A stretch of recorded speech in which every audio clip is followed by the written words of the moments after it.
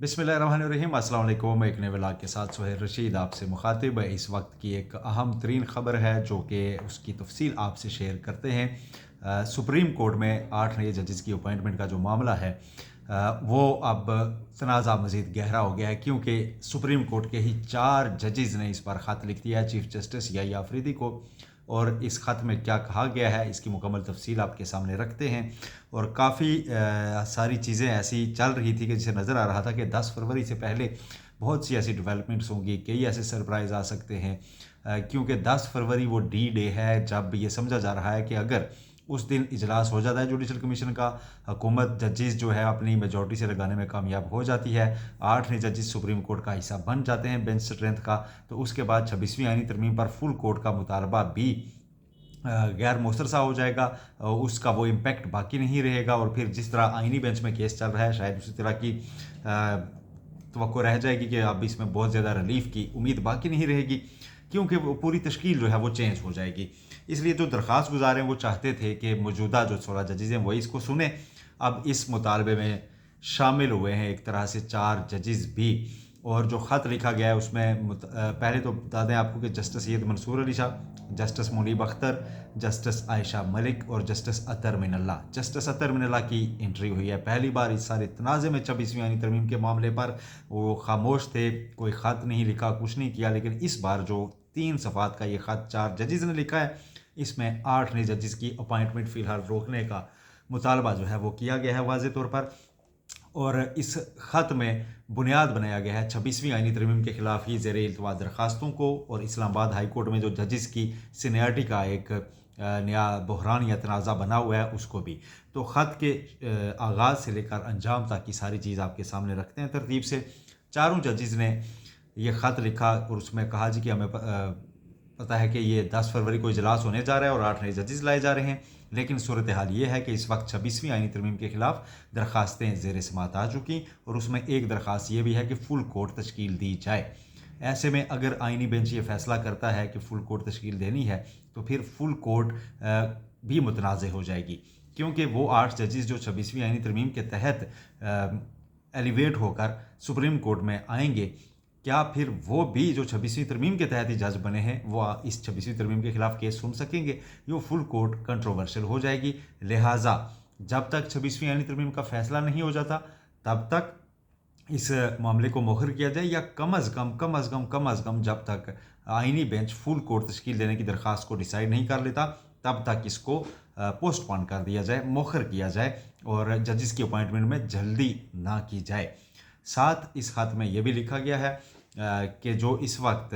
Islamabad high court में जजेस transfer हुए हैं वो भी कंट्रोवर्शियल है मामला, और उनकी हैसियत अभी बतौर जज मशकूक है। क्यों मशकूक है? 4 जजेस ने ये लिखा है ख़त में कि आइन का आर्टिकल 194 जो है उसकी रोशनी में बादियो नज़र में बनता यह है कि जब वो ट्रांसफ़र होकर आए हैं तो नए हाई कोर्ट में उस हाई कोर्ट के चीफ जस्टिस यानी चीफ जस्टिस आमिर फ़ारूक के सामने दोबारा अपने ओहदे का हल्फ लें। यह हल्फ बड़ा ज़रूरी है। जब तक वो हल्फ नहीं लेते उनकी हैसियत मशकूक है। लेकिन इसके बावजूद इस्लामाबाद हाई कोर्ट के चीफ जस्टिस आमिर फ़ारूक ने, यह ख़त की वर्डिंग है, चीफ जस्टिस आमिर फ़ारूक ने सारी चीज़ें परे रखते हुए खुद से अप्लाई किया अपना माइंड, और उनकी सीनियरिटी लिस्ट चेंज कर दी। और अब एक ट्रांसफ़र होकर आने वाले जज यानी जस्टिस सरदार सरफराज डोगर वो सीनियर पीने जज बन चुके हैं, यानी चीफ जस्टिस के बाद सीनियर तरीन जज, और यूं वो एलिजिबल हो गए हैं सुप्रीम कोर्ट एलिवेशन के लिए भी, क्योंकि 5 सीनियर मोस्ट जजेस के नाम पर गौर किया जाता है, और इसके साथ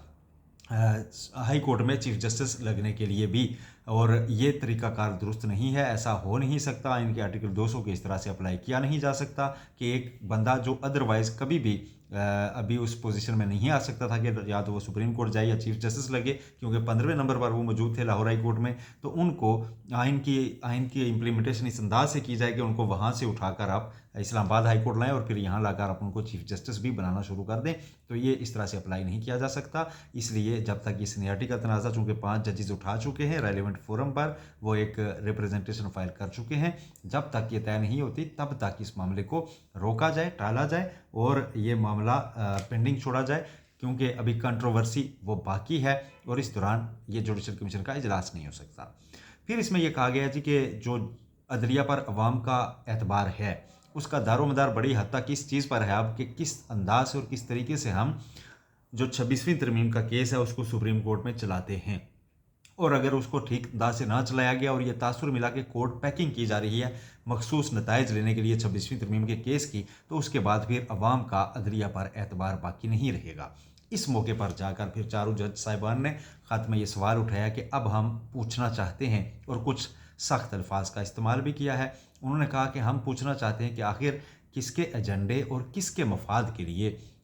अदालत को इस तरह की सिचुएशन से एक्सपोज किया जा रहा है, ऐसी सूरत हाल से दो चार किया जा रहा है जिसमें उस पर अवाम का एतबार ही बाकी ना रहे। लिहाजा इन सारी चीज़ों को मद्देनज़र रखते हुए ये किया जाए कि फ़िलहाल 10 फरवरी का इजलास मौखर किया जाए। अच्छा, इन जज साहिबान ने बड़ा केयरफुली इसको ड्राफ्ट किया है और उसमें एक पैराग्राफ ये भी लिखा है कि हमारी ये जो फाइंडिंग्स हैं या जो हमारी जो राय है ये टेंटेटिव है, यानी ये बज़ाहिर ऐसा लगता है लेकिन ये काफ़ी है इस काम के लिए कि जजेस की अपॉइंटमेंट को फ़िलहाल होल्ड पे रखा जाए, क्योंकि ये अदलिया की बका का मामला है। अब ये ख़त चीफ जस्टिस यहिया अफरीदी को भी भेजा गया है और जुडिशल कमीशन के तमाम अरकान को भी भेजा गया है। अब आते हैं इस ख़त से होगा क्या। पहला तो ये कि ये ख़त दुरुस्त है कि बाइंडिंग नहीं है, कि जुडिशल कमीशन इस ख़त को माने या ज़ेरे गौर लाए उसके एजेंडे पे नहीं होगा। लेकिन चीफ जस्टिस यहिया अफरीदी को अप्रोच कम अज़ कम किया अपने साथी जजेस ने कि बतौर सरबराह जुडिशल कमीशन आप इसको रोकें, और उसकी वजूहात ये हैं। और चूँकि ख़त लिखने वाले 4 सुप्रीम कोर्ट के जजेस हैं और मौजूदा अपॉइंटमेंट्स रुकवाना वो तमाम दरख्वास्त गुजार चाहते हैं जो 26वीं तरमीम के ख़िलाफ़ आए हुए हैं, और फिर जो सीनियर वकला हैं वो 10 फरवरी को सुप्रीम कोर्ट के बाहर मुजाहरे का ऐलान कर चुके हैं कि हम ये अपॉइंटमेंट समझते हैं कि फ़िलहाल नहीं होनी चाहिए। तो इसका असर एक दबाव की फ़ज़ा कायम करने के लिए तो बहरहाल आएगा। और आज से चूँकि अब 10 फरवरी दूर नहीं है, हफ्ता और इतवार 2 दिन छुट्टी के हैं, और 10 फरवरी को जब दोबारा कोर्ट खुलेगी तो जुडिशल कमीशन का इजलास हो रहा होगा, और जुडिशल कमीशन फिर अगर कोई रुकावट ना बनी तो मंजूरी दे देगा। अब जो सीनियरिटी की हद तक का मामला है, इस पर तो चीफ जस्टिस यहिया अफरीदी ने हमसे भी मुलाकात में जिस दिन वो टेकिंग हुई ये कहा था कि इस पर उनका एक नुक्ता नज़र है और इसको अभी वो टेकअप करेंगे। तो कब टेकअप करेंगे, मेरा ख्याल है जुडिशल कमीशन के इजलास में फिर एजेंडे में डालना पड़ेगा कि जी पहले इस सीनियरिटी के मामले को हम तय करते हैं किसी साइड पर, और उसके बाद हम आगे बढ़ते हैं। लेकिन अगर वहाँ पे वोट आउट हो गए वो, और मेजोरिटी ने कहा जी नहीं इस पर भी वोट कर लें, और वोट उन्होंने करवा दिया बतौर सरबराह कमीशन, और गवर्नमेंट ने कहा जी नहीं इस चीज़ पे पढ़ने की ज़रूरत नहीं है, बड़ा क्लियर है बस, तो आगे बढ़ गए तो फिर बढ़ तो जाएंगे, नए जजेस लग तो जाएंगे, लेकिन कंट्रोवर्सी फिर मज़ीद डीप होती जाएगी। फिर 26वीं तरमीम के केस में अब 16 रुकनी पुराने बेंच की डिमांड की जाएगी कि लार्जर बेंच तश्कील दिया जाए। उसमें फिर आर्गूमेंट आगे से ये मिलेगा, जवाब ये भी मिल सकता है कि अब आपको जी मर्ज़ी का बेंच चाहिए, पहले तो आप फुल कोर्ट कहते थे, आपने फुल कोर्ट की दरख्वास्त लाई, हमने मंजूर कर लिया, तो अब आप अदलिया पे एतबार नहीं कर रहे, और फिर एक नई तरह की सूरत हाल दरख्वास्त गुजारों को उसका सामना करना पड़ सकता है। लेकिन वो तो आने वाले दिन खैर बताएंगे। अब ये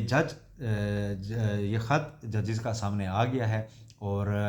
जस्टिस अतर मिनल्ला, चूँकि जस्टिस अतर मिनल्ला और जस्टिस मंसूर अली शाह जस्टिस यहिया अफरीदी के साथ जब ये तीनों जज नहीं थे तो एक ही चैम्बर में ये वकालत करते थे, और इनकी दोस्ती के चर्चे बड़े हमेशा रहे हैं, और बड़े अरसे से ये चीज़ें चल रही थी कि जब जस्टिस मंसूर अली शाह और जस्टिस यहिया अफरीदी एक दूसरे के आमने सामने हैं, ज़ाहिर है नज़रियाती बाज़ चीज़ों के ऊपर ख्यालात का इख्तलाफ है उनमें, तो ऐसे में जस्टिस अतर मिनल्ला किसकी तरफ जाएंगे? जस्टिस अतर मिनल्ला जस्टिस मंसूर अली शाह की तरफ गए हैं। जस्टिस अतर मिनल्ला को ये लगा है कि जस्टिस मंसूर अली शाह इस वक्त तारीख़ की दुरुस्त समत खड़े हैं, और जस्टिस मंसूर अली शाह शायद आइन के साथ, जो हकीकी आइन है, जो आइन का प्रियम्बल है, जो प्रिंसिपल ऑफ ट्राइकाटमी ऑफ पावर है, उसके साथ खड़े हैं। इसलिए जस्टिस अतर मिनल्ला और जस्टिस आयशा मलिक जस्टिस मंसूर अली शाह के साथ आ गए हैं, और जस्टिस मुनीब अख्तर जो खामोश थे, जो ख़त का हिस्सा नहीं बनते थे, वो भी इस बार बोले हैं, और ख़त पर उन्होंने भी साइन कर दिए हैं। अब 5 हाई कोर्ट के जजेस का एक ख़त पहले पड़ा हुआ है कि ये ट्रांसफ़र वगैरह के मामले पर और इस सीनियरिटी के प्रिंसिपल पर 5 हाई कोर्ट के जजेस का जो मामला दूसरी तरफ रिप्रेजेंटेशन की सूरत में भी चीफ जस्टिस हाई कोर्ट के सामने पड़ा हुआ है, और 4 जजेस सुप्रीम कोर्ट के अब बोल उठे हैं तो अदलिया के अंदर ये दरारें और ये डिवाइड बहुत वाज़े हो चुकी है। और जब इतनी ज़्यादा वाज़े हो जाए तो फिर वक्ती तौर पर तो किसी की भी निज़ाम चलाया जा सकता है, लेकिन उसको वापस इस्तेहकाम पे लाने के लिए उसको दोबारा देखना पड़ता है। मेरा ख्याल है कभी ना कभी 26वीं तरमीम अब दोबारा या पार्लियामान में या अदालत में अब देखी ही जाएगी और मौसर अंदाज में देखी जाएगी। ये अब तक की अपडेट्स थी जो आपसे शेयर करनी थी। अल्लाह हाफ़िज़।